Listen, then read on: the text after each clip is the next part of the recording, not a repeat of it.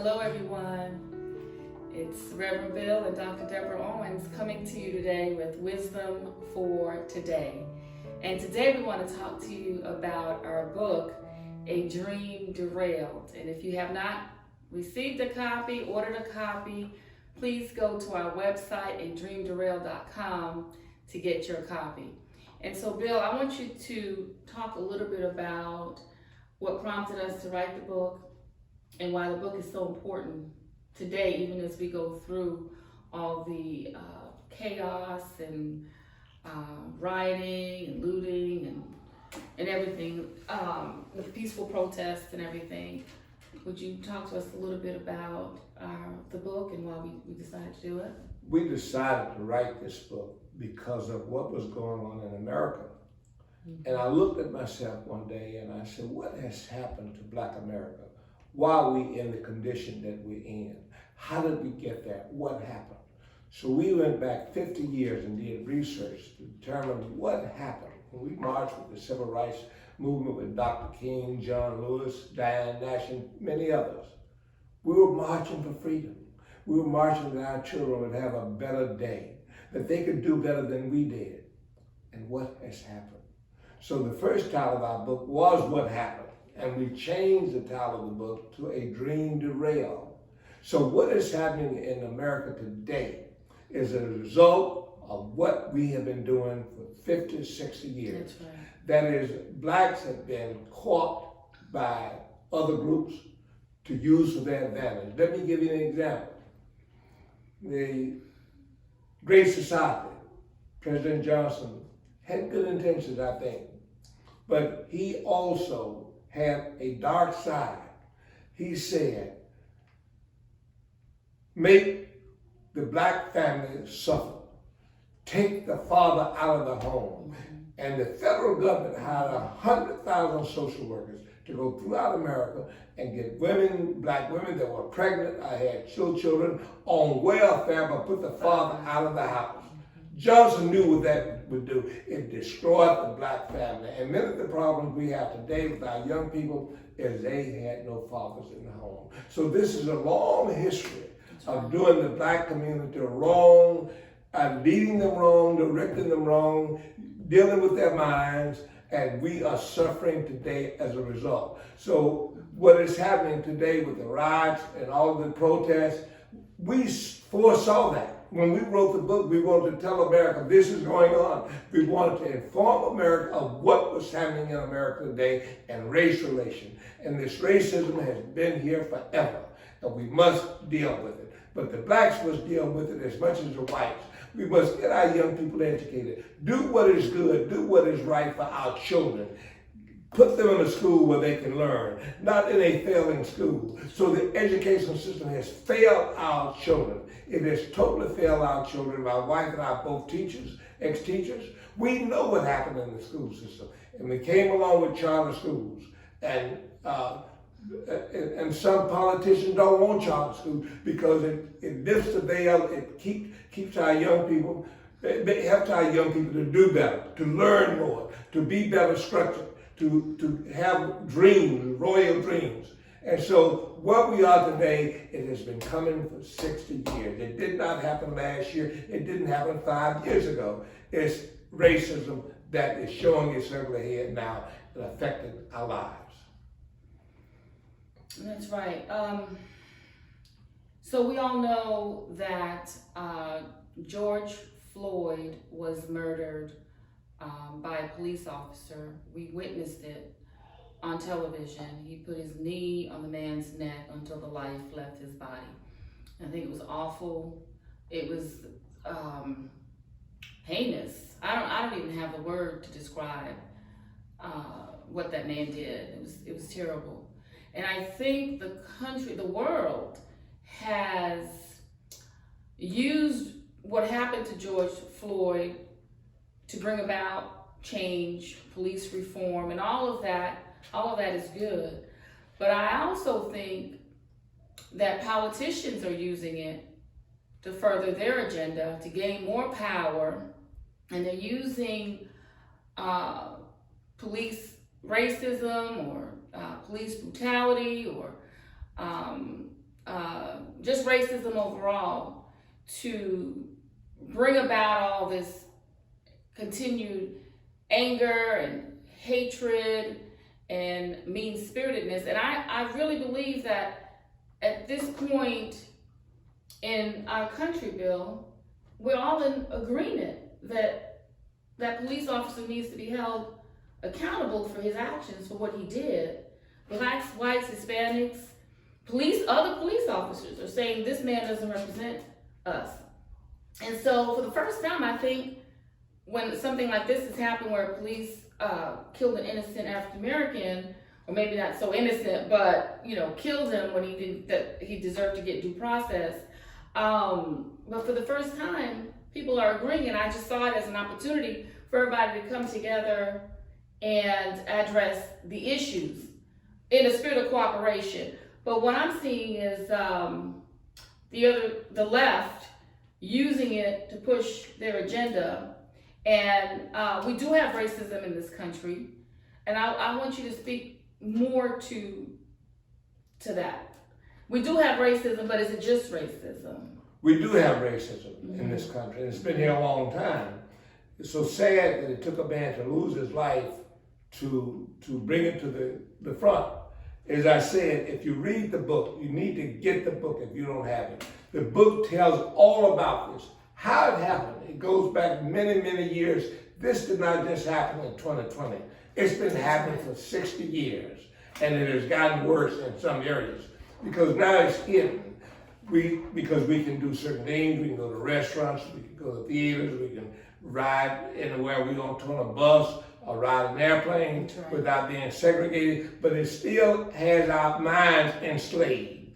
And what we must do is we must address these issues on an everyday level with everyday people in our lives every day. Not just the policeman that killed Mr. Floyd, but all of the racism that affects the life of a person. And we're killing babies. It's horrible. That state of mind where you can hurt another individual and not show love. When we march in the Civil Rights Movement, we march with love. I cannot imagine what they are doing now.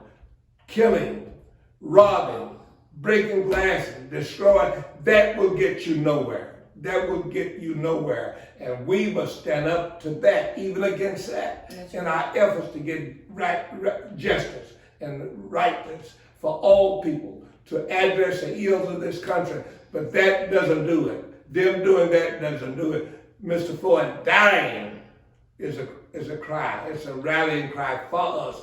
But with the destruction, the burning, the looting, the hiding bricks and throwing at people, does not bring about change. So we must address these issues with love, understanding, and wisdom.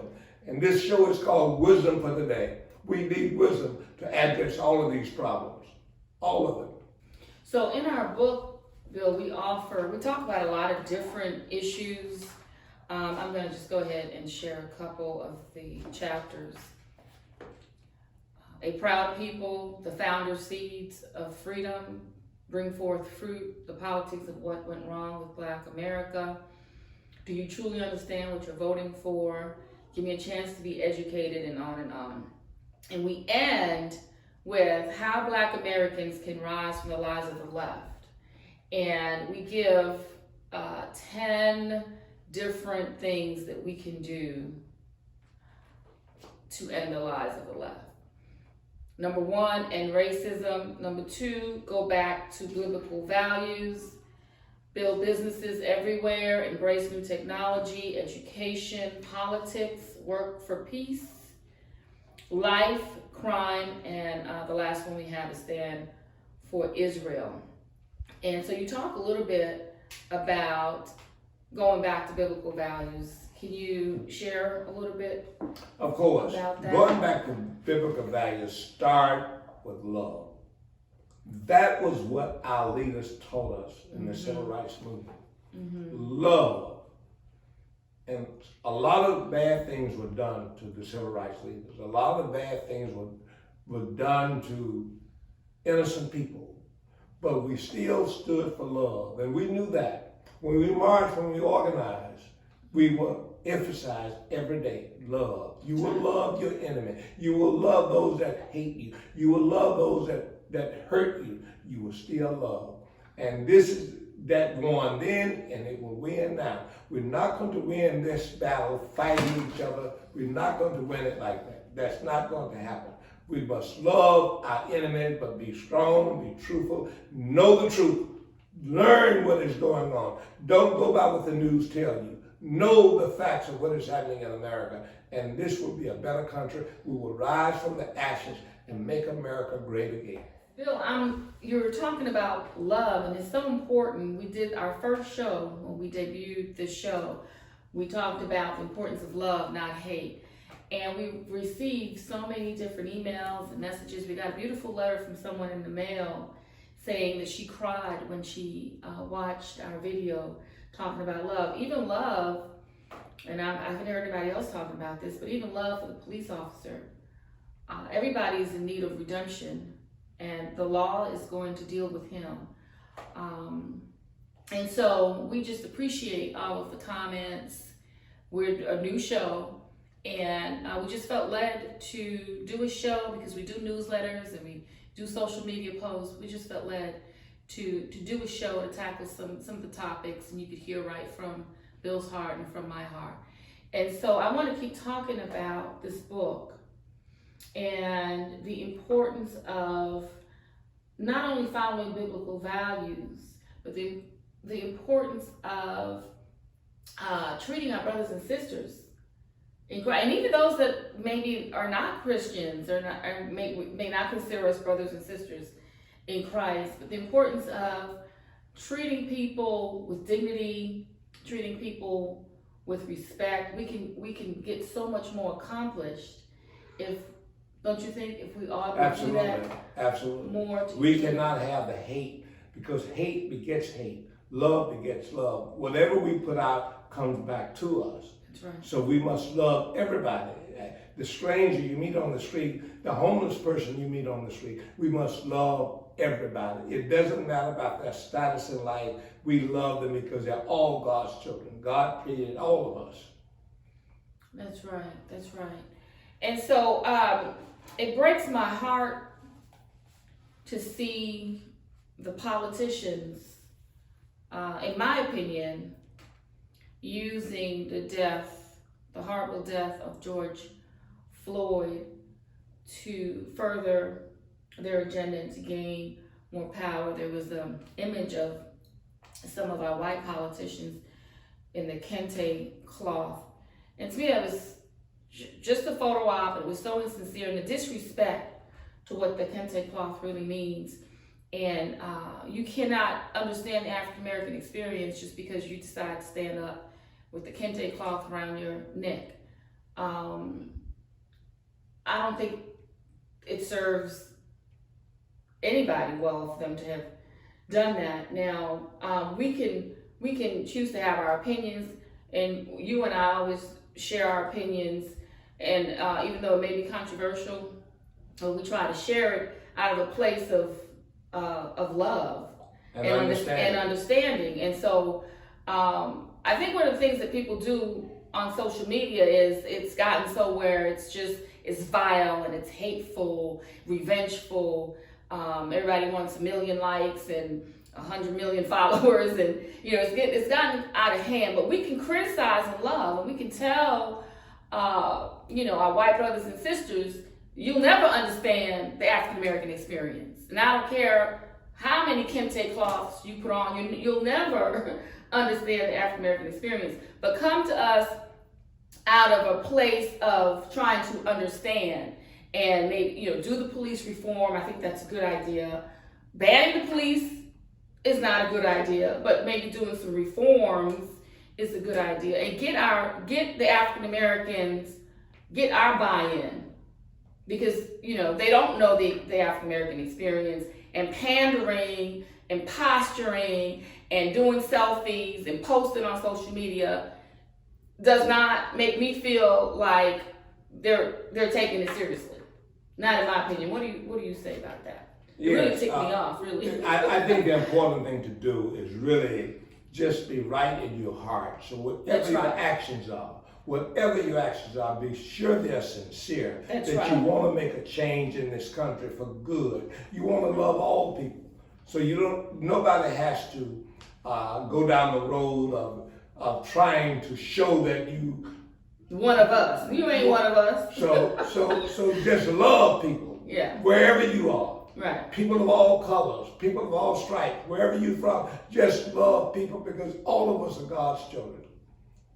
That's right. And then one last thing, because it's in the news all the time, and his death. God can use anything, to bring about change. And Mr. Floyd's death certainly is that rallying cry now for police reform. And but